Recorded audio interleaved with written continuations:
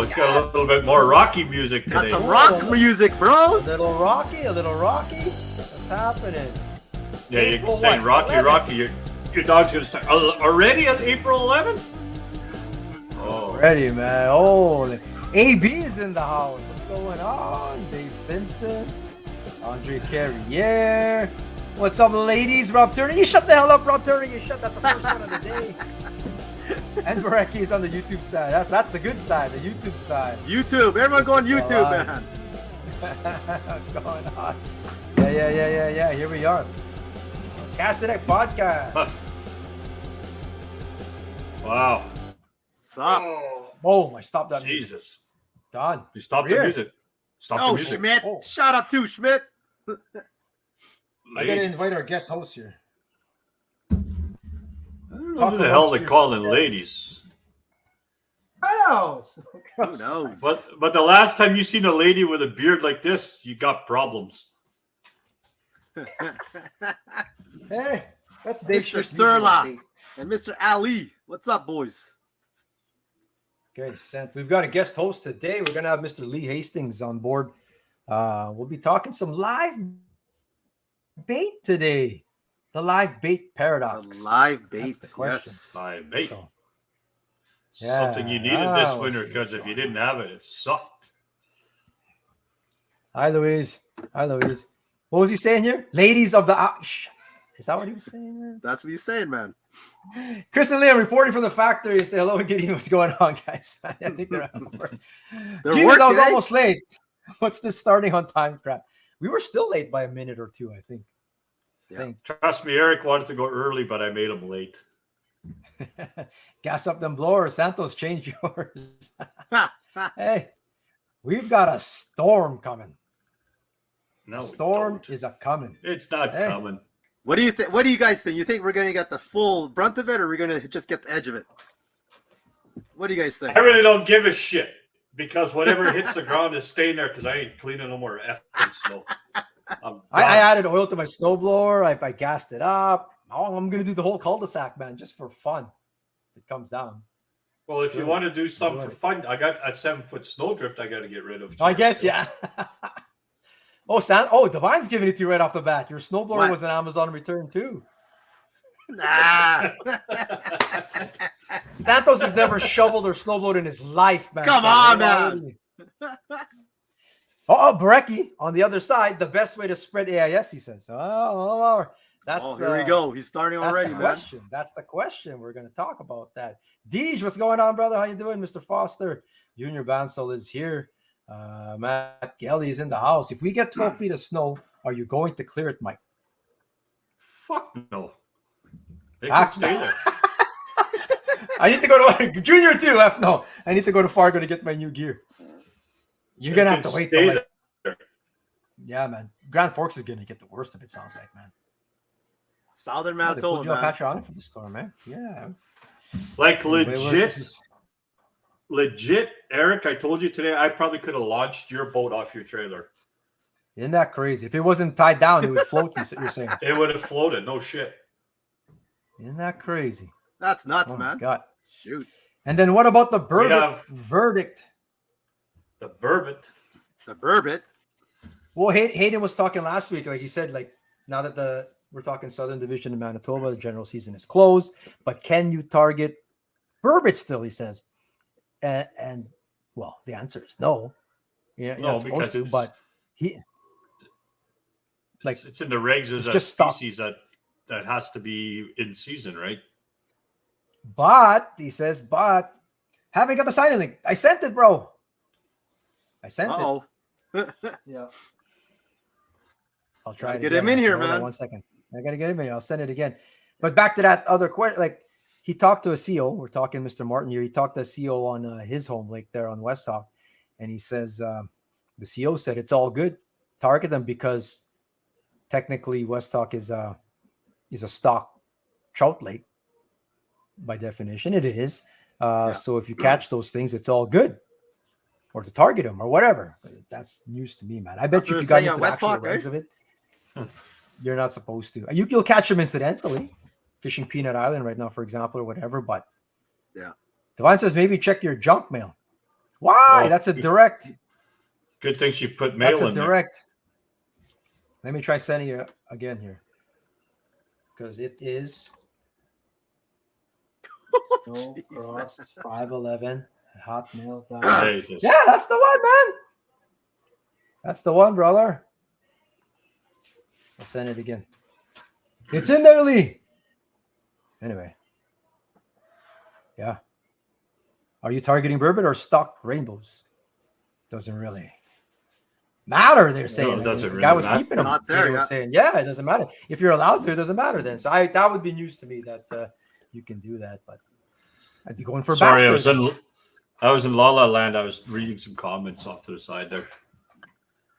Yeah. Anyway, we've got Lee here. Lee is on always now? checking his junk. Lee is always, nice. Dave Simpson, comment of the day so far. Santos had it links directed to his junk mail. He did actually. Jeff Layden. Oh, the best way to spread AIS is not to have a decontamination station in the busiest voting area of the province. You're not wrong. You're not wrong, bro. I got that whole. Yep. That's another Decon topic thing. for another day, man. There we go. We're gonna We're fucking getting- fire me The up. toll is already just like, yeah, smoke coming out his ears, man. Whatever. Anyway, we're gonna pull in Lee Hastings. Lee Hastings, if you don't know, is a live bait commercial angler, and he's right now representing the live bait industry on the show here. We'll chat with him here. Let's check him out. Boom, Lee's in here. Nice. Hey boys, just thanks for having me out. we- How's Appreciate it it. going, We man? just up going the good. Caucasian quotient on the show. Yeah, Hey, Evens out the we're at a show, eh? 50-50 ratio now. perfect. Yeah. Well, we were Yeah. talking West Hawk there. Bass. That's what I'm saying. West Hawk. I'll just say I'm going for Lakers and shallow Lakers right now, but going after bass, I guess. I don't know. Well, he said because the bourbon are considered a shit fish and have no limit, you're allowed to fish for them. That's what the CEO That's said. not true. What? Yeah, but it's not. That's not true though. Like we're not even debating whether bourbon are sport fish or not. It's just that he said there's no limit. If it's a rough fish, then just give her on it. But that's not true. Anyway, I don't know.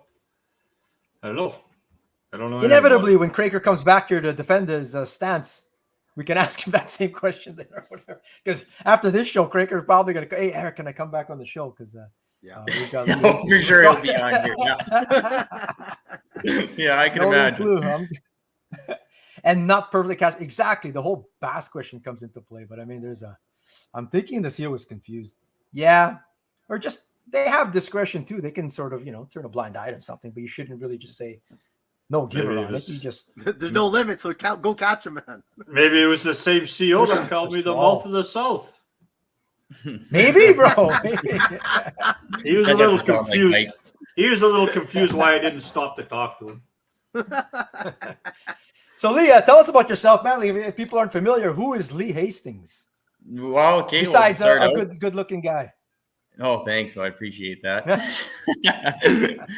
So I grew up, in the hunting and fishing industry. My parents own a lodge on Long Lake in Nopalming Park, and I've been around this for a long time, and I've trapped bait fish since I was in diapers, and guided for bear, guided for fishing, and so I got a pretty good background on it all, and. Obviously, the last about 4.5 years, I really got into the commercial industry with the bait, and it's kind of took off from there. A few guys got out of it. I got into it a little bit harder. I went and got my pilot's license. I bought an airplane. I kind of changed my whole life schedule. I had a piece of property I was looking to build a house on, and I seen the opportunity arose, and I said, you know what, I'm gonna jump on it and try to live my dream. So. I went and bought a plane, and put that bank account right down to zero, and I didn't know if I was going to go anywhere, kind of, and Yeah. it was slow for the first 2 years, basically trying to rebuild a plane that's an old 1957 Super Cub, but like anything, they require maintenance, and I kind of built it up now where I got a decent airplane. I'm, trapping some good bait, and the sales are going up, and more guys and more guys are using live bait, and it's been a fairly successful business. So I want to definitely keep it, and I want to kind of keep everything available for everybody. Nice. Everyone's giving props out to Lee Hastings. You do leeches as well and stuff, all kinds of things. Leon, I respect all involved in the live bait industry. I'm sure with all others think the government is making a bad choice. And that's what we're going to talk about today. Aside from all the squirrels and stuff, we're going to go in endless squirrels today, I'm sure still. But at the root of the discussion will still be the live bait regulations or the ban on live bait that will come into effect 2027 is that we're looking at. It seems like it's 5 years away, but these kind of things get locked in stone at a certain point, and it's coming close. And once it's locked in, hard to reverse. So our goal today is to sort of just bring it back up again. And we were all talking about this last summer or whenever it was, and it sort of quieted down again. So we got Lee here who's going to help us talk about it again, kind of thing. And Yeah, we're going to stir the pot. Try. You will. There you go. Let's get one thing straight. You talked about it last summer. I really voiced my opinion about it last summer. Yeah. Yeah, well, So there are, I mean, there's legit concerns about it for sure. We're going to get to that in a second. I just want to share Leon Bell's photo. This was the Blue Bridge in Selkirk. Now, that's already where it is right now. We got more precipitation coming now, so hopefully thing doesn't wash it's away. a good time for them Nice to shot. repaint the blue. Yeah, there you go. Pontoon boat and a piece of scaffolding, and away you go. That's a job Well, right there, man. These guys were when you legit swimming, man. When you showed that picture, I said, "You got to be shitting me." I think that was Sean Zimmer that did that one. I see. You know those guys because they were filming themselves and stuff. Yeah, like they say this is their yearly thing apparently. And crazy. Nash was like dumbfounded. He's looking at him. Nash, These guys are nuts. And Nash Pretty says, tough "No guys. way." I've fallen in the water and it's cold. Isn't that crazy? They didn't last long. They lasted all of 4 minutes. Nash is probably going through his head now. I know why my dad calls white people crazy. Hey, them white people be nuts, man. I'm telling you, man. They do some you wouldn't see crazy a things, Filipino doing man. that. I tell you, man. Hey, I don't have enough to shrink to go in there. So I'm not going in. It's gone. It's gone. Oh my god. Anyway, It's an innie. we got a storm coming. Batten down the hatches. I mean, shit, it's coming. It's coming, bros. Oh, look at this. Just seen a snow. I was at Walmart earlier, and people, the shelves are going bare, man. People are going crazy, man. So I don't know. Just have some water and Netflix. I see snowflakes. People do know the snow's gonna like go away, right? Only 2-3 days. Snowflakes all the time. If the even snow even shows up, man. Oh, where'd you see a snowflake, man? I'm out. I see him everywhere. I'm out.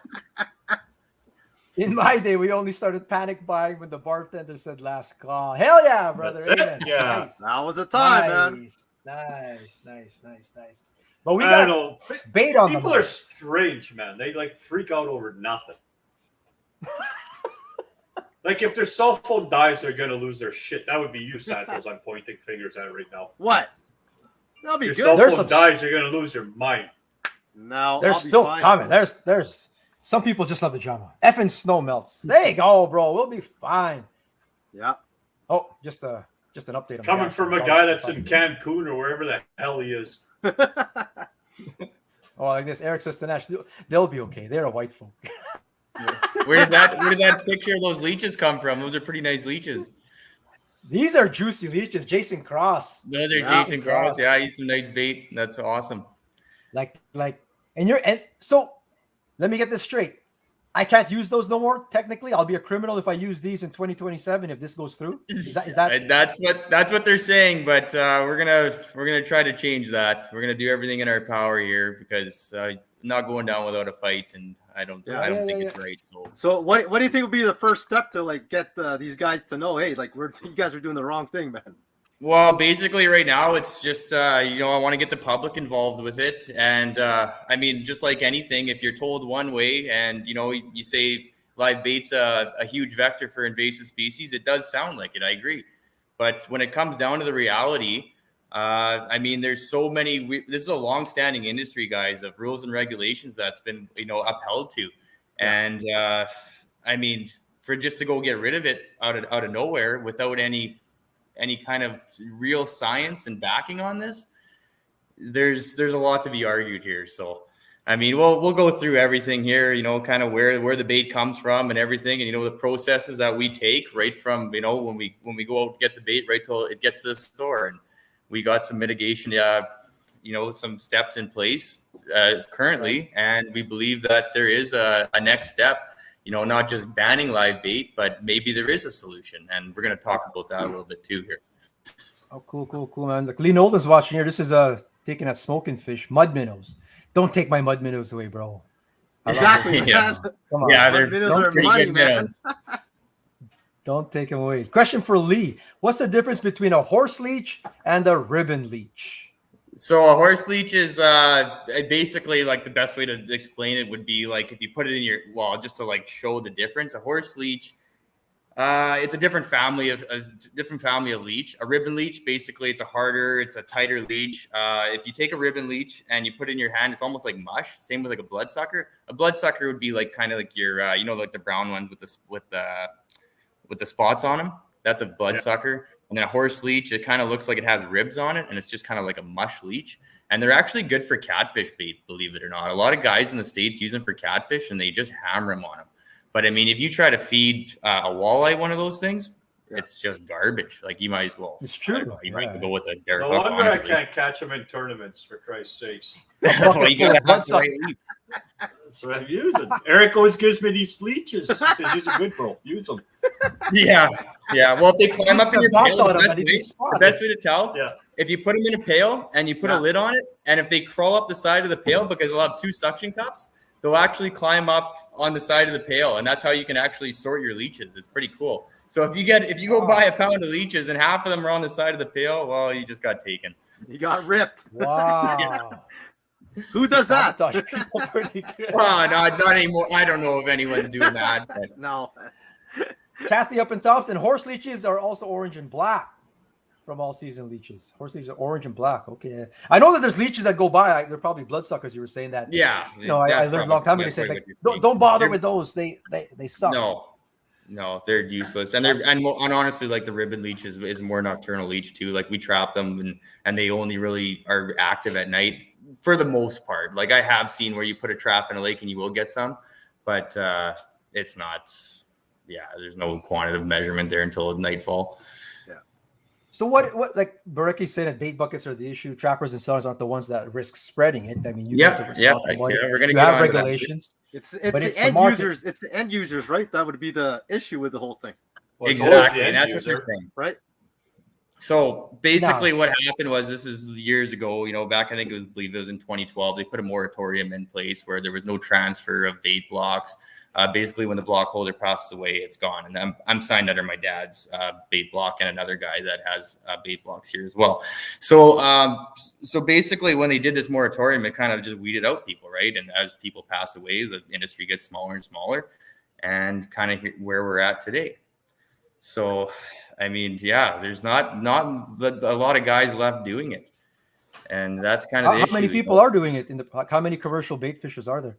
I think for like the live bait side, there's probably around, I'm thinking about 10 to 12 guys. That would be with like leeches and minnows. I mean, it's obviously like one of those industries that, it's not like everyone's a mechanic, right? There's not like that many bait trappers out there.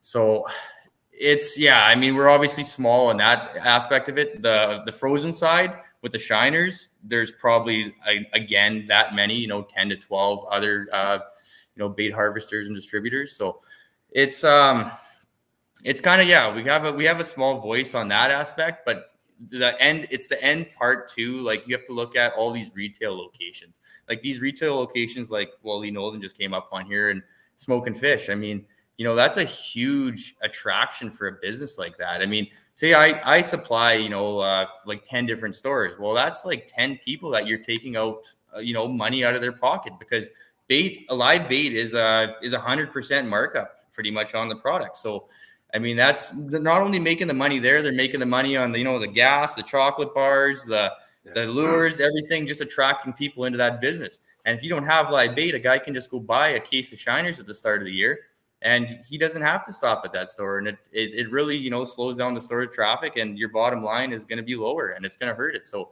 I believe that they have a big voice in this too. It's not just the harvesters, right? And the guys like myself. Gotcha. Well, the unfortunate part is, like we keep saying, it's the end user. It seems to be it's the educational part. Like, so realistically, if the government wanted to, they should educate all anglers more than just take Exactly. away somebody's livelihood. Yeah. Like, Right. you're literally pulling the carpet out from somebody's life. Just Yeah, here, go exactly. find another job. Yeah, So good luck. that's now, my you biggest days. problem with this whole thing, right? Like, it's fuck off and go get another job. That's their attitude towards it, right? Has there been a Right. compensation offered? That's No, Like, and that's to buy you guys exactly out? that's exactly the problem. This proposal was set in stone there for 5 years. Like they're like, oh, we're going to give you 5 years so we don't have to pay you out. Well, like how is that right? Like you just basically devalued everybody's businesses to nothing, and it's like that's not fair, guys. Like come on, Yeah. like that's kind of the morals we have now.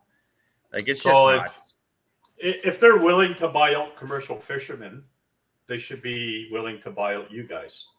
And you know what, guys? It's not even about the money. You know, they could come today with a huge chunk of change, and I could even speak for some other guys in the industry. Obviously, there would be a few guys that would take the money, but I mean, for myself, I'd rather see that money go into enforcement efforts or whatever. Like, I mean, we're right now what we have. I mean, there's so little enforcement out there.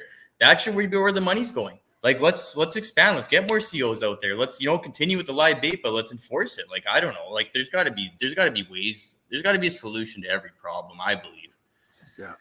We can tell it's not about the money, man. Look at your background there. Look at the palace that you're that's my living in, the water side. man. I honestly like they work.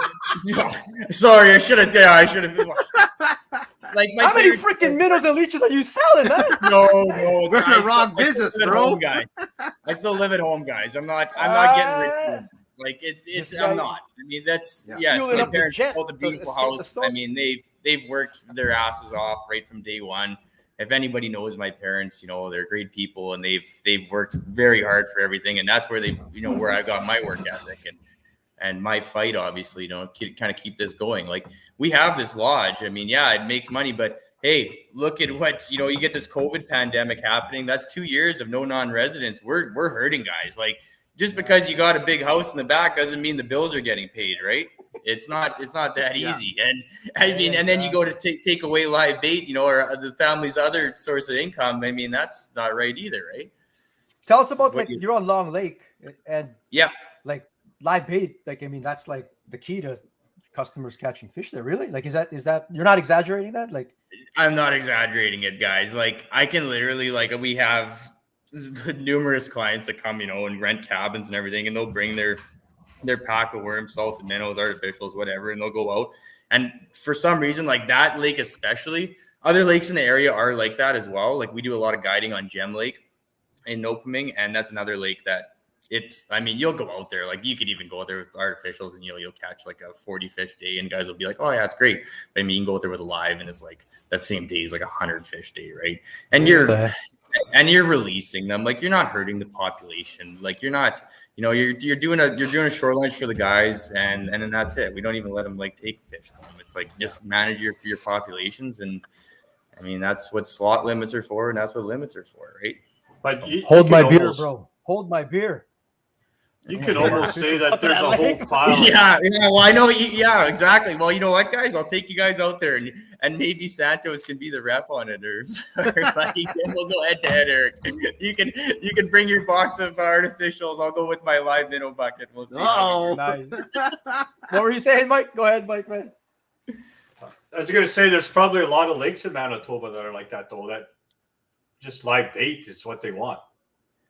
There is, and I mean that's like tourism operators kind of rely on that. Like I mean, if let's face it, you're spending thousands of dollars to go to a place, a lodge or whatever, an outfit, and I mean if you're not catching fish, I mean what's going to happen? Like you're not going to go back, right? So you lose that clientele base, and I mean right now, like for our bear hunts, we're like 90% repeat clientele. It's because we do it right, we treat people right, and they come. And they get that fishing experience after they harvest their bear, and it's just a good end result. And like my theory, well, I wouldn't even say it's a theory, but it's the truth, is that with no live bait, you're going to see those fish numbers that are being caught go down, and you're going to hurt tourism. especially on Lake Winnipeg. I mean, we all know it, that these Americans, like, it's diehard. I mean, Lee Nolden would probably even pipe up and say, like, you know, these guys are coming into a store buying 20, 30 dozen at a crack. I mean, that's huge, right?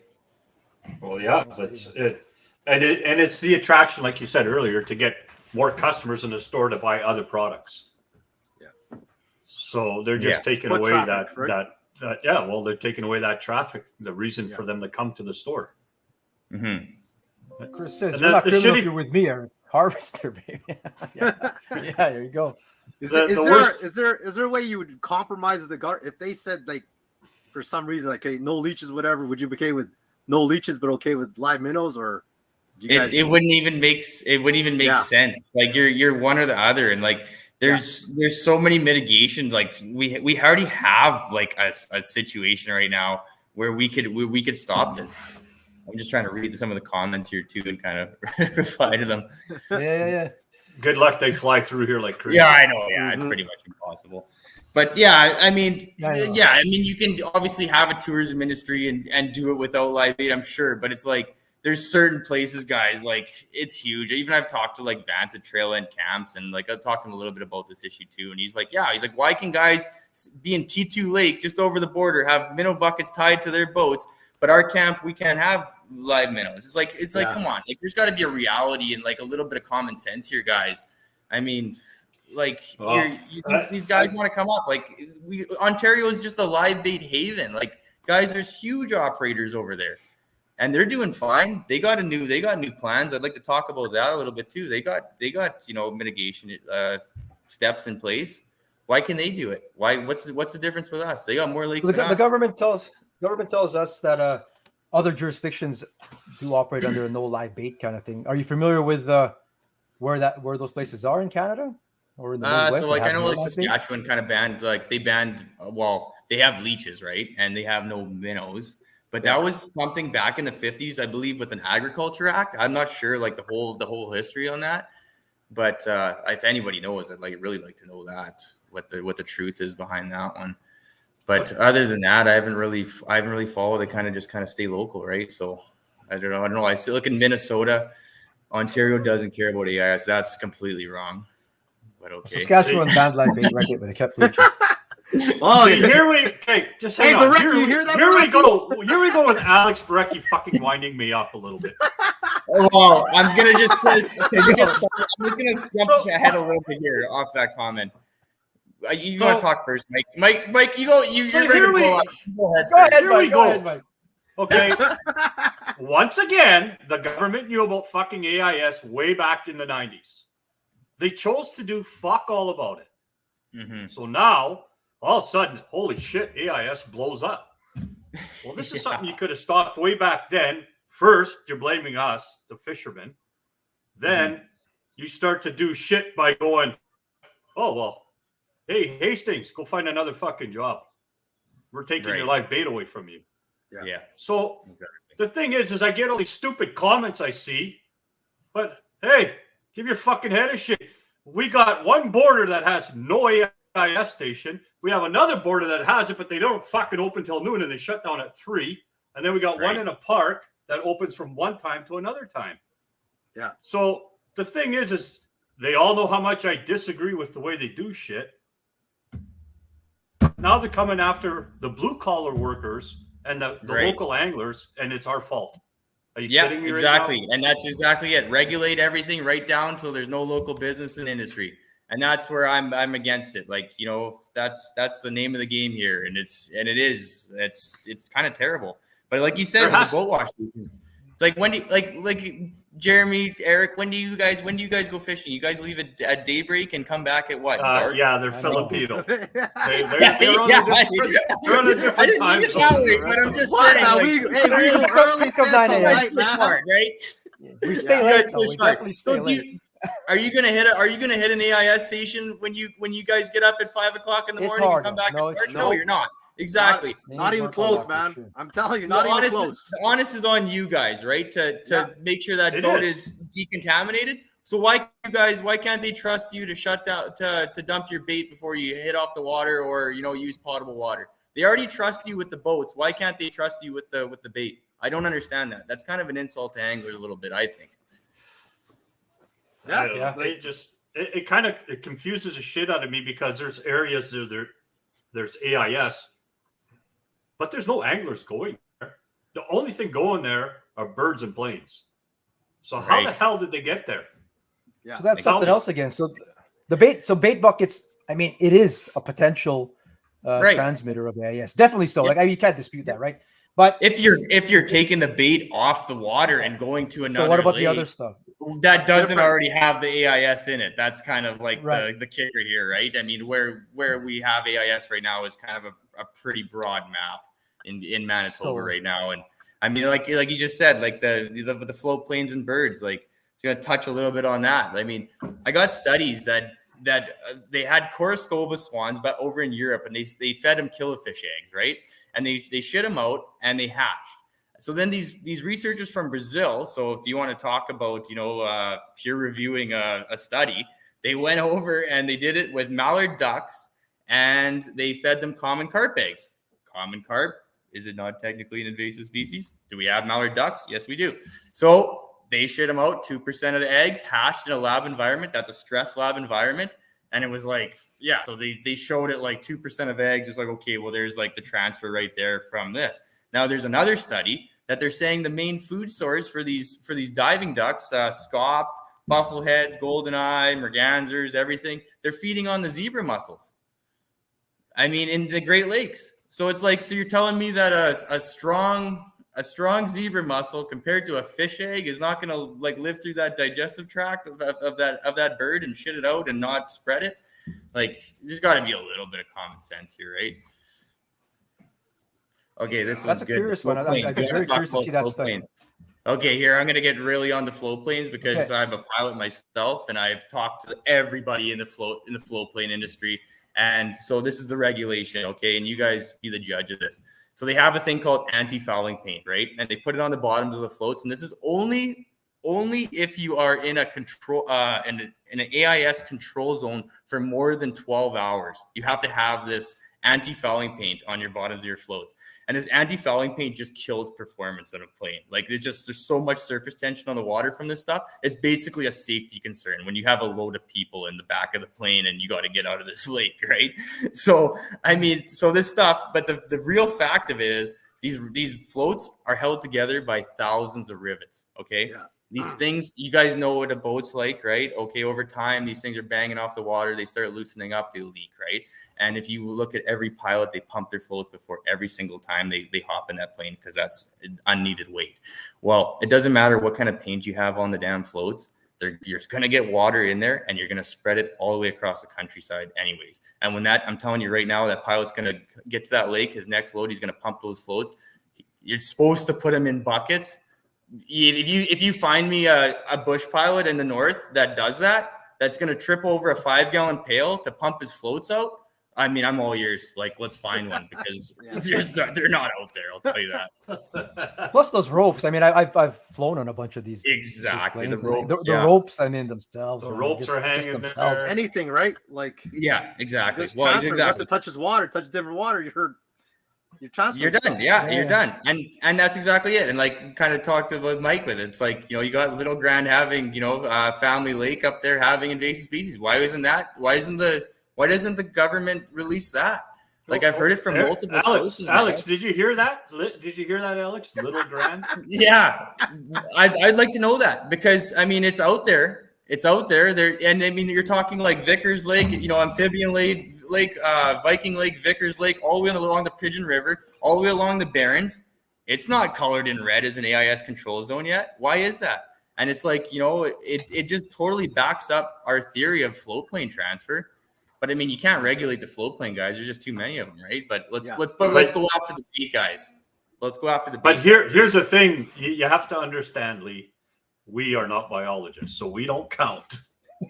Right. Yeah. We've been told. How many times have we We've been told that? already. Yeah. So many times. You guys aren't biologists. You're on. Well, I know, but at least we have common sense. Well, and that's the thing, guys. Like, education's not always intelligence, right? I mean, you can read a book a million times over. I go into these lakes and I see the way these ecosystems work, like with the live minnows, and I see how the populations fluctuate and everything. And I mean, you get pretty get pretty intimate with your lakes. I mean, those are things that are making you money, right? And you see all the changes, and you're not going to see that in a textbook. So, I mean, all this, like this reality stuff, it's like, hey guys, hop in the plane with me, come see from start to finish the processes, and then let's make an educated decision, right? Yeah. Well, that's the thing. Like my whole point is, like with the live bait thing, and you're targeting one. I'm not against or pro it per se, but the thing is, like, it's just a drop in the bucket almost. It's like, if you're not going to regulate the float planes, if you're not going to regulate the toys and our watercraft inspection stations, don't get me started on that. Mike already alluded to it, but and then you're gonna like, oh, like banning the live bait is gonna fix everything. It's not. So I mean, no, exactly. And what about go to Grand Beach, guys? You go to Grand Beach, there's like 1,000 kids, and they're throwing their shorts into a grocery bag, right, to go to the next lake, and they're gonna throw them on with their friends and go hop in that lake. While you're telling me that thing's like, it's soaked. Like there's stand-up paddle boards, kayaks, you name it. I know you're rolling in the zebra mussels in the damn beach. I think it again boils down to education. They've got to really start pushing their end of it to do their education, and we've got to push our end of it as anglers to kind of push it on the people that don't know it. 100%. So I mean, the onus is on anybody that goes into a body of water. We should educate people. Period. Yeah. So.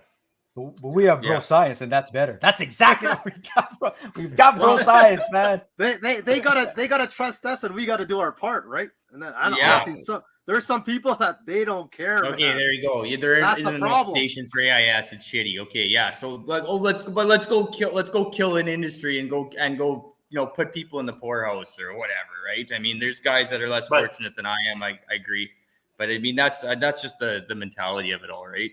Yeah, we're still here. You would have been spinning on me. Go, we're still here. We're still here. Christine D's like is mad. Oh, she. Christine, but it does get it does get the heart racing a little bit. Like if you it is frustrating because if you're gonna put up a wall, which is too late to put up a wall now, but if you're gonna put up this crazy wall, it's got to be a wall and not just a wall on on some people in some aspects and not on everything else. So I hear you, man. And then like the negative effects of banning this live bait, there are negative effects. You're not just affecting this dozen people who commercial live bait or these dozen stores. Exactly. No, I mean, I want you to talk about the effects on the shiner and spot populations, this frozen bait. Yeah, okay. So I kind of like touched a little bit on this. I talked to a couple guys about this and biologists and whatever. And so basically it's like, what's the alternatives to live bait? Well, where does live bait come from, right? And live bait comes from non-angling lakes. It comes from up in the north. It comes from, beaver ponds and sloughs, and they're all shallow lakes.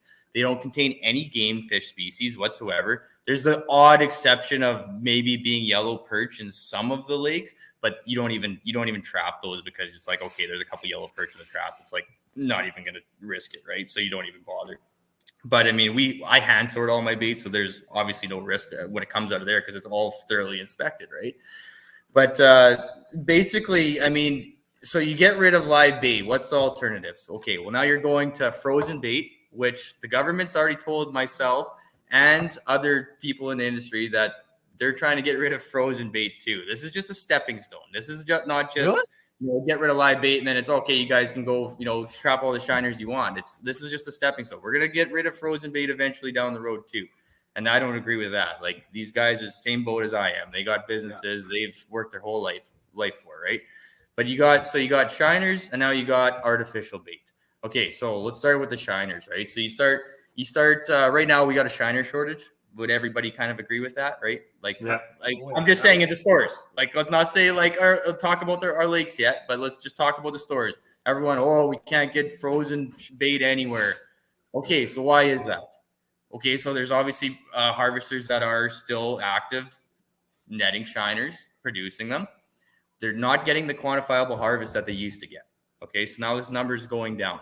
So now you're going to basically take live bait out of the equation that maybe takes 30% of the stress off of shiners, and you're going to add that onto it. Now you're going to get guys going harder and netting more shiners. Like it's just like that's just the way it goes, right? So it's like, so what are the shiners? They're forage fish, are they not? Is that not what the walleye eat? Like where it's like live bait's I'm not against anything on the shiner guys. Like you can trap shiners. There's millions of them on if everything is kept sustainable. But I mean, at the same point, like I'm not hurting anything by going up and, you know, trapping a minnow lake, a fathead lake. That's, I mean, once it's trapped out, it's like, okay, it just reflourishes after 2 years and we're right back to square one. With shiners, it's like, okay, now you might affect your game fish populations. Like, is there enough research on that? So we don't really know that. And everybody says it's like, oh, you know, Lake Winnipeg's got 1 million shiners in it. Okay, well, let's put this in perspective, right? So you look at a gallon of bait, what a gallon of bait is. Well, it's like, so you say you put your live scope down, you see 1,000 minnows. Okay, well, put that into dozens, right? I mean, you're only talking like, okay, there's a case of shiners right there. Now you go drill a hole 500 yards over and you see the same thing. Now put that on the whole span of the lake.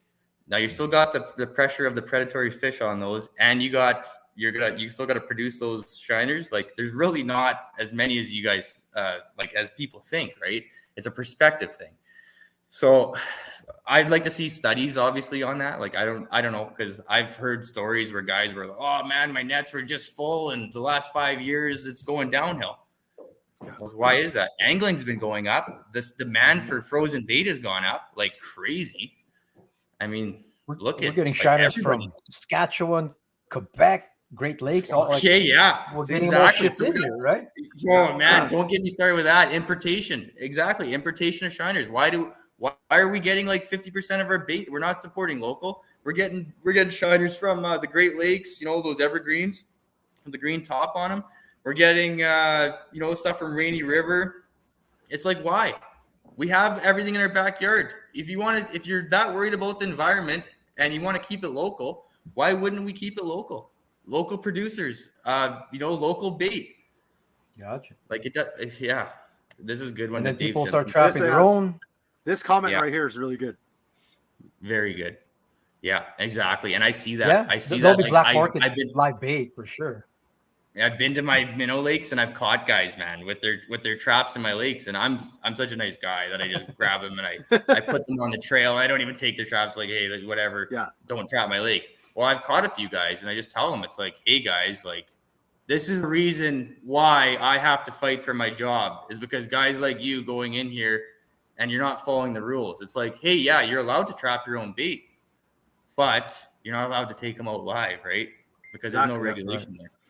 But they're doing it anyways, right? So you're just gonna have that more, because you're gonna have guys that they can't get readily available bait at Smoke and Fish or wherever, right? And they're just gonna go trap their own. So that's exactly what's gonna happen. Your chain's only as strong as your weakest link. Yeah. Well, like Eric said, they're gonna create a black market for that stuff, and now it won't be like you said, like regulated or anything. Yeah.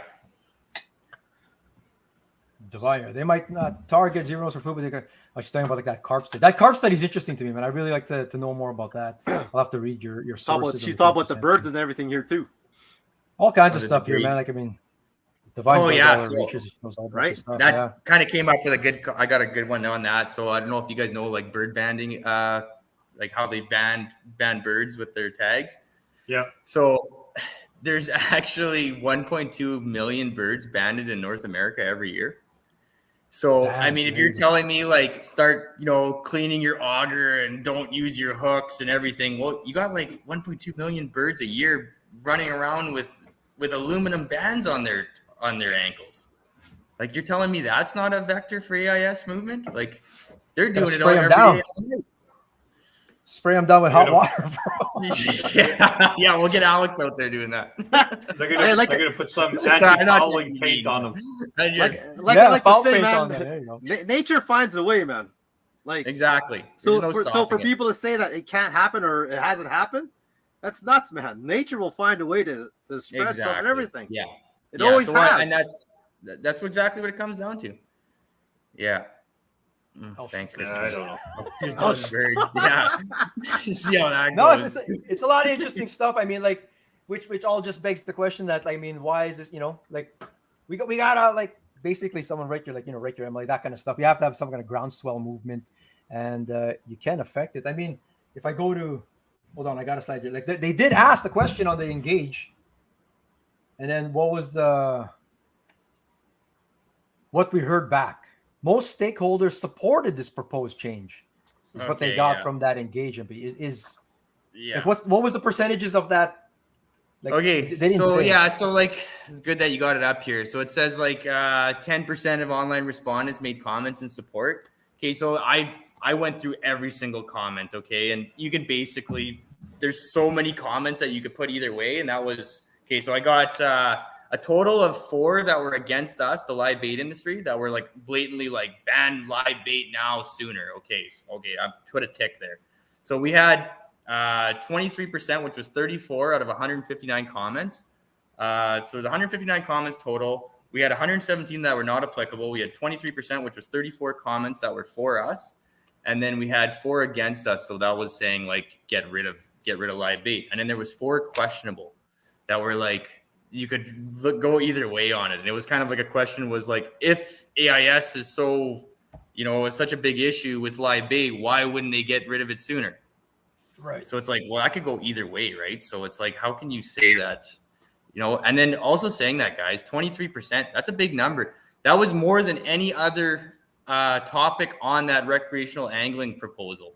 That was more percentage of people that made comments out of any of their concerns on there. That was live bait was the number one there. So with 23% of people. So it is a big thing. And then if you scroll down on there, Eric, I don't know if you can get to the next page there. Yeah. Well, yeah. How Manitoba is moving forward. That was the bottom of that. Yeah. So they're saying that. So where it says like, okay, the Manitoba government remains committed to phasing out live bait. Okay, seen that one coming, right? Like Mike said, it's like they've already made up their mind on this. Yeah. Okay, so here a number of mitigation measures were proposed by the live bait industry during engagement, some of which, that huge word there's some, that's going to save them here, some of which do not address the underlying risk posed by anglers who move live bait in water from one water body to another. Okay, well, here we go. I sent an email off, and I this is my plan, and I'm going to bring it out right now. So this is Pascal, the Pearl Dace, and we got dyed water. And on this bag, we have a serialized tamper-proof tag, okay? So it's got a serial number on it.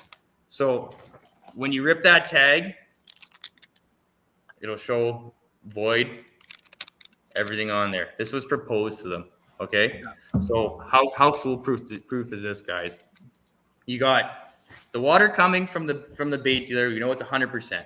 Okay, it goes to the store. It's potable water. It's been treated with salt. We cranked our salt to our tanks. Like it's like 10 milligrams per liter of water, which like is unsustainable for zebra mussels. Well, we put like 20 pounds a day into our tanks, so we know that there's no risk going to the store. Okay, so now it's at the store. Why can't we have serialized tags on these bags? We got the dyed water. It's a visual inspection for an enforcement officer. They go into the truck. They look. Okay, yeah, it's dyed water. It's good. Okay, the tag's not tampered with. Yeah, you're good to go. Okay, so now there's that number, right? But what does that number mean? That can be traceability right back from where it was bought. Okay, this can be all logged.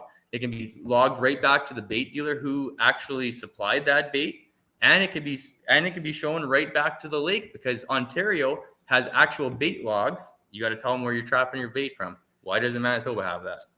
So, I mean, there's a mitigation. There's a solution right there, guys. And you know what? They don't want to work with us. What did they say to that? Like they're not down? Like they don't even engage. They say like, and that's where you put that Engage Manitoba thing back up. They're like, we're going to continue to engage with the live bait harvesters. They've never even started engaging with us. They just came out and they're just like, we're banning it. It's blatant. Show us that dyed water again. Let's see that. How's that work? So any kind of store, whatever, smoking fish harvester, they would. It's simple. So they'll just put it in their tank. They can have like a pigment card or whatever, and they can match it if they really want. But I mean, you can't get into the bag without ripping that seal, guys.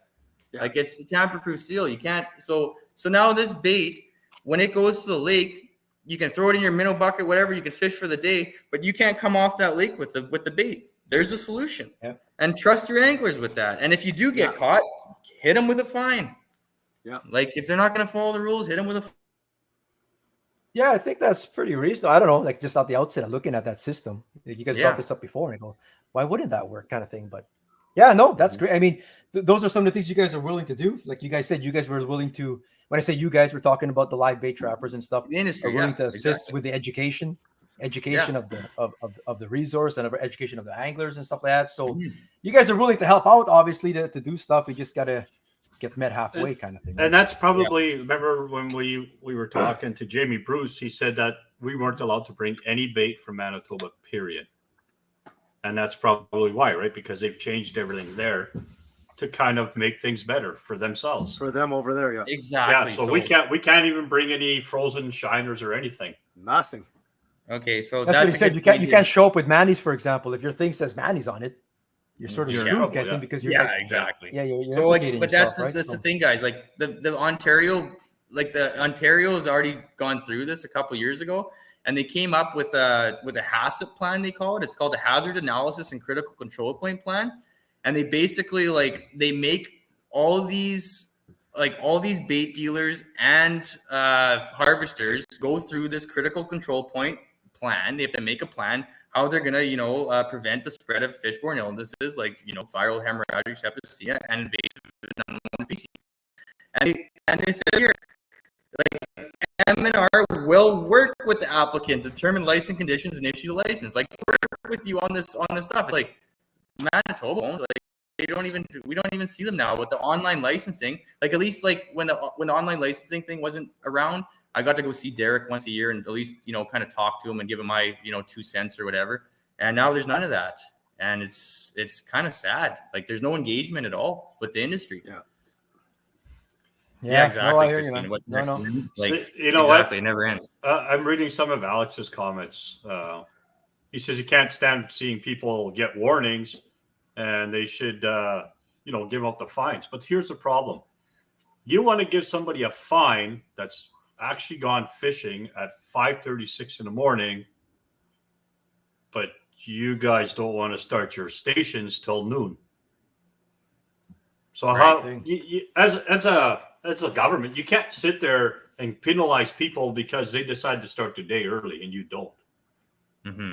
And then putting AIS stations all in one little area just doesn't work. Well, if you want to control that kind of shit, you got to put one on Highway 1 by the Ontario border. They've got a perfect place because there's only one way in and one way out. You got to put them on 75. You've got them on number 1 at the other end. That's usually open 1 day a week. And then you've got the one at the Red River, and then obviously the ones up in the park up in Clearwater. You'd have to pretty much run. The Feds have one on 75. But the Ontario one, there is no plans this year to have one over there again, unfortunately. But yeah, there isn't. Incredibly enough. So, what does it come down to? Who's paying for this, though, right? And I mean, that's the issue too. It's this is a lot of money getting spent on this, and how much effect is it? How much effect? Well, people said in that engage, they said there was one there about raising license fees, and most respondents did say yes, they're all good with that as long as the money goes towards stuff like this and trying to help this situation. We're supposed to go. Right? So, right. Yeah. We might as well give Alex a window here, man. He might as well have his own box. He might as well have his own box. I'm just here to educate people, right? I'm not here to. I'm nice to everyone. I don't need to. I respect everybody's jobs, and I just wish they do the same for me. And I mean, there's always a solution, right? And that's the thing is everybody can work together. I even said, I'm out there with a plane already. If you guys want to, I'd be more than willing to be taking samples off lakes and submitting them to the government pro bono. I'm already there. It's fine. Let's monitor the spread of this. Let's see where things are going. You got a huge asset here, guys, and just nobody's willing to work. Nobody's willing to even bring that up and say, hey, let's get this guy to help us out here. See, that's the key. Wow. We live in a snowflake world where nobody is willing to work. Exactly. And you know what, guys? How do we know these lakes? Well, how do these lakes? How do we know these lakes don't already have invasive species? I take this seriously, man. None of these lakes were tested. These flying lakes. I'd love to test 100 lakes this summer and then bring it back and say oh yeah, we found 5 that have zebra mussel veligers in them. It's well, how can you I'll go there. They're not going to go there. They're not going to fire up that otter or whatever and go spend a shit ton of money of their budget to go do it. But I will. I'll go in there. I'll tell you if there's zebra mussels in there. Yeah. Work together. What do you mean? Good discussion. What are you talking about, pickerel? Next slide. What's a pickerel? Well, what's a pickerel? What's a What's a pickerel, pickerel? man? They're coming. So this way, the government refused to step up enforcement and work with the people that actually pay their salaries. They choose to take lazy route and just ban live bait. I hear you, man. I mean, they'll tell you like is more money going towards more COs and stuff like that. Money is going that way, so that's just good. And it should be. Like It should be, but it's not whole enough. blanket. Yeah, this whole blanket thing is not enough. More money needs to be diverted to our resource for sure. And what it all boils down to, this whole discussion really boils down to, is funding and money. Yeah, in the end, exactly. It really does. Well, So it's just that's easier the to, and that's the biggest probably issue is enforcement, right? Well, I guess it How comes down to a couple things, right? This discussion is, like you said, it's funding and more enforcement. But the other is if we don't get together, they're just going to do what they want. Exactly. We pretty much have. I mean, we can go down to the legislative, but they'll probably invoke the freaking military to come down. The emergency act. Yeah, exactly. Yeah, they're gonna get pushed around. Yeah. Well, gonna honk your boat horns all night. Like, I'm not doing anything wrong, guys. Like, I'm trying to live my life in the bush here. Make an honest living with minnows and leeches. Like, it's not. They're treating everybody here like a criminal. Like, it's so all the live bait trappers. How can people, if you do support what you guys are going for here, how can they support you guys? So basically, like, the next steps of this is, we want to get everybody together and, voice their opinion and basically, start sending off letters to their MLAs or, even contact me on it. And I'd like to get you all your guys' names even, and we'll put, even these outfitters, like these outfitters rely on this. Like, this is a big thing too, right? And I got a lot of support from the outfitters on this. And I mean, it's going to affect everybody's business. So, I mean, I'd love to get a meeting, if I could get the 30 guys together, which I know I can, like, no problem, that are directly affected by this.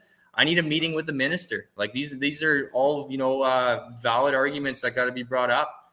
And I mean, for him to sign that paper, getting rid of this, I mean, do we even live in a democracy anymore if that's the case? Well, I know they did say you guys had a meeting, and like they'll say it again that only 2 people or not even 1 person short or something like. Well, listen to this one. So, and that's the thing.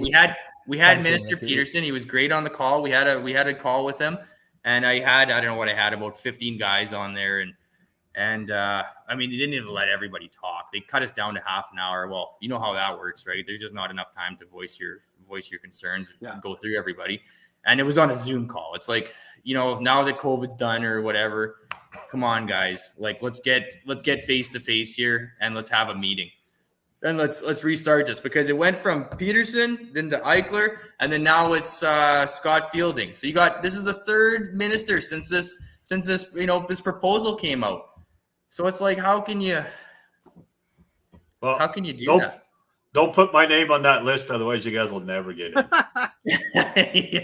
Well, it is Minister Eichler now. Minister Eichler is the minister. Just people know if you guys want to write or whatever. Well, I thought it's Scott Fielding. It's Scott Fielding, is it not? No, it's Eichler already. On the website. As of today, it was Eichler from Peterson, yeah. And I had a meeting with Peterson in the fall, and then it changed. And well, keep the good fight going. I like that. I'm gonna make a shirt though. On the website, just this afternoon, it was still Eichler, but maybe it is Fielding. But whoever's up there, lives matter. Period. They'll just say that. Live or liveys matter. Liveys matter. There you go. All liveys matter. And that's the thing. Like, what do we start? We start throwing like all these soft plastics. Like, the one thing I want to touch on too a little bit, guys. Like, you walk into like Cabela's, like the Wood Sports, all these stuff, and you see this huge wall of artificial soft plastics, right? And it's like, honestly, what percentage is actually making it into the garbage can? Like, what do you think that number actually is, right? Like, what are we talking about? Plastics? What kind of plastics, man? You're talking to the wrong guys here. I know. I thought that I hit a spot, I throw mine in the garbage, but if you talk to Santos, he recycles everybody's plastics because he's man, you got to glue them back together. Well, and that's the thing, guys. Like, I'm not bashing here, but it's like there's so many research studies and evidence. I mean, those things get caught in fish's throats, man. They kill the fish. They hurt our environment. And you know what? If there's a percentage of them, maybe the environment's okay. I mean, I believe it's like any plastic in the water is probably no good, right? But I mean, with the difference between a jig and a live minnow, it's like it's a little bit like less harsh on the environment, I think. I agree. Environmentally speaking. Like I said, Yeah. We're not going to fix this thing in an hour. No, exactly. We can Podcast. try though, right? But it's nice to bring it up again, and Exactly. you know, let you guys air your points there, and it's all valid. I mean, if you ask me, it's valid. It always has been. But yeah, I mean, there's things you can do to help out, get this groundswell going again, and you know, actually have a meaningful discussion about it, and see if we can't not get them to rethink this kind of thing or whatever, and we'll see. So at least I'll have to defend the stance again. I guess maybe they already have. Yeah. Scott Fielding is the Minister of Natural Resources and North Development. It is Eichler. Eichler would be the one covering the. Oh no, it's not. They keep changing everything all the time. Anyway, I know. I'm telling you, man. That's what I'm saying. It's Scott Fielding now. So now we got it's a third guy now. It's like so we've had this proposal, but it's still like it's behind the scenes. It's like whoever's in the office there. And I mean, like the Manitoba Wildlife Federation, they obviously have a pretty progressive route on changing everything in this, you know, for the better, I hope. But I mean, let's face it, guys, we got to get some education, you know, throughout the whole board here. Like you got to talk to they never engaged with the bait guys. They never engaged with, you know, the people out there doing it. So how can you have a, you know, an educated decision? Yeah. It's simple as that. Musical minister is totally on purpose. Confusion politics. I think so, man. I think Could be. Who no, knows, I wish right? people have one question to ask. I've we said can it, get up topic. Yeah, a couple less jobs too, right? I said it once, What's that, Mikey? and I'll say I said it once or twice or 100 times before. It's a lot of smoke and mirrors, and minds are made up. So it takes a lot more to get them to change their minds. So if we don't band together, they're going to do what they want. Exactly. And I honestly, like you know, I'm doing everything I can. I don't know if anybody knows Eugenio Barrick. He was a bait dealer out of Lactabani, and you know, I talked to him even on his deathbed, and you know, he passed away, and he gave me his customers, and he said, Lee, you're gonna have a fight, but he said, I want you to fight it. So I said, you know what, Eugene, I'm gonna do it right to the end, and you know, that's one of them, but big reason why I'm here today too, right? So awesome. All right, man. More power to you guys, and however we can do to help, kind of thing, or at least further the discussion is good. So I think this is good stuff, positive stuff. Like I said, it says 2027, but really, like this kind of stuff's going to get locked in soon. So it doesn't. Rather than later, get this going. Contact Lee. Yeah. Well, they made their mind up. Don't listen to anything that you're saying. It unfortunately, and that's sad. Like it is sad. You got so many people commenting like that. Like that to me, that's just like that's sad. Like the government's supposed to work for the people. Is that not what it's about? Like the government's not there to work for the people. Yeah, max headroom over there, but no, for sure, I hear you, brother, man. And well, like I said, we might have something to stand on here. Maybe we'll see what happens here or whatever. See what we can do. We got to get through Beast of the Week here, Lee. You got to pick it. There's like a million slides that we never got to. Of course, we never get to it. Like that's not from here. That's not a Beast of the Week, bro. That's not a Beast of the Week, man. That's the death of the week there. That's a nice fish though. But then if you zoom out, holy shit! No walleye limit, man. No walleye limit. Let's go. Yeah. But hey, we can't even bring one of those to the scale in a tournament now. No kidding. And he caught those all on plastics. That thing must have eaten quite a bit of minnows there to get that fat. A lot of live bait in that belly. Those are like 24, 25 inches average, man. There's a big fish there, man. Where's that at? Oh, good. If it's legal, it's legal. I don't know. I found that one on the internet and said, Jesus, we can't even bring one fish to the scale that's a master. They're eating these ones up. Yeah. Beast of the Month, $100 TFA, brought to you by Dylan Fooey at TFA there. $100. Our second April qualifier will be one of these behind here. It's usually quiet time this time of year. Not too much coming through, but this is a nice fish. Nathan Olson, by the way, speaking of, he's another trapper, right? He's a he does his frozen bait. I actually talked to him I texted him a little bit today. Yeah, I love that photo. I like that picture too, man. Yeah, that's pretty neat angle. You don't really know if it's a beast or not, but no, it looks pretty. If he's saying it's a 40, if he's saying it's a 43, it's a 43. Yeah.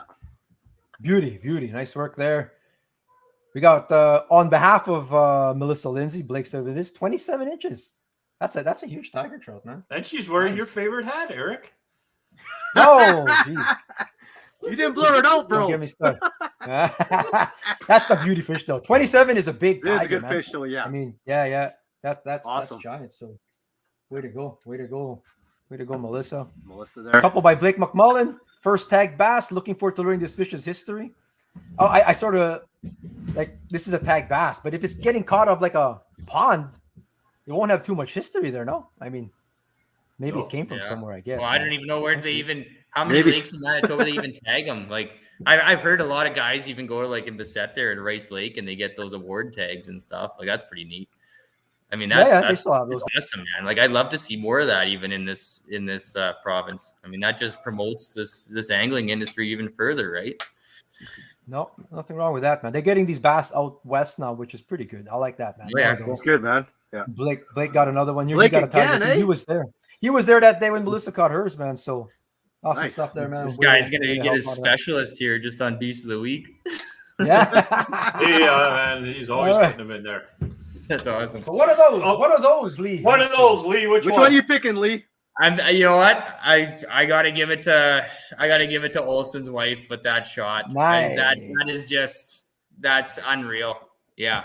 Amy with a Amy 43. Olsen got it because that's just a wicked shot, and you know that's a big pike too. I mean a 43 inch. You got to stick with your people too, your bait people. Hey, everyone works together, right? That's the only thing you get accomplished. Awesome stuff, Amy. You are the second week qualifier. Speaking Awesome. of qualifiers, we need to pick our March $100 winner. We haven't done that yet. I will do the post later. Definitely. He got his $100 on Rice Lake. Those tag Nice. fish. Isn't that interesting? Eh? That's cool stuff, man. Nice. Anyway, It's awesome, man. that's not a pond. That's where Aaron Reeb is promoting this bass tournament. Oh, Ooh. not a pond. Is there live bait allowed in that tournament, or is it? I don't know. Anyway, cool stuff, man. It's a good discussion. man. I really appreciate you coming on, Lee, man. Yeah, no, Yeah, thanks, thanks, Lee. guys. That's Really awesome, appreciate man. it. Yeah, No, no, you guys are the that's best good for stuff. having me out here. I mean, that's the first step, right? I mean, Yeah. just getting the public awareness and banding everybody together, and let's continue on. Let's just kind of we got a pretty good province here that's full of a ton of opportunity for everybody. So Just make sure you get Eric and I some good bait for Lake of the Prairies. We have to win that. it's done. Not these Done. spotted Yeah, fish. you guys got the super jumbos. I dropped leeches. I got 9 dozen in a pound. It was like these things are like they wrap around your arm. I'll get you a few of Lee those. Hastings, man. Find him on Facebook. He's on Facebook for sure. Where else you at? Where else can you find you? Instagram? Yeah, I got Instagram. Yeah, under Outdoors Executive there on Instagram. Find his plane. It's either Hayden or it's him. One of these guys is Yeah. one of these. Yeah, deliver There you us go, something, yeah. brother, man. There Yeah. you go. That's awesome, Yeah, man. Once again, Mike Perfect. Natoli, Short Fuse, Jeremy Santos, the Dragon Boy, and Lee Hastings, Mr. Live Bait himself. Right on, Thanks boys. for joining us from Long Lake. Peace out, everybody. See you next week. Same time, same place, 8:15 or later. Whenever we get on. Later. Guaranteed 8:18, later. bro. 8:18 is our new time, man.